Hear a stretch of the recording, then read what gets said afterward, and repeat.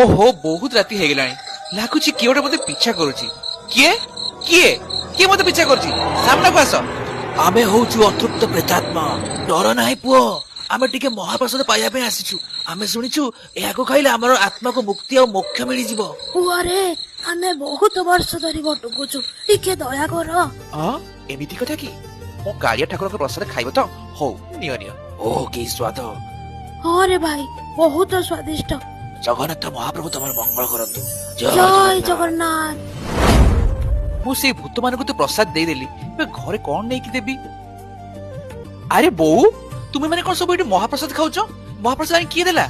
ପୁଅ ତୁ ଆସିଗଲୁ? ହଁ ବୋଉ ମୁଁ ଆସିଗଲି ଯେ, କିନ୍ତୁ ଏଇ ମହାପ୍ରସାଦ ଆଣି କିଏ ଦେଲା? ଆରେ ତୁ ପରା ତୋ ସାଙ୍ଗ ହାତରେ ପଠାଇଥିଲୁ। ମୁଁ ପଠାଇଥିଲି? ଆଚ୍ଛା ସେ ସାଙ୍ଗ ନାଁ କହିଲ? ତାର ନାଁ ଜଗନ୍ନାଥ ଦାସ କହୁଥିଲା।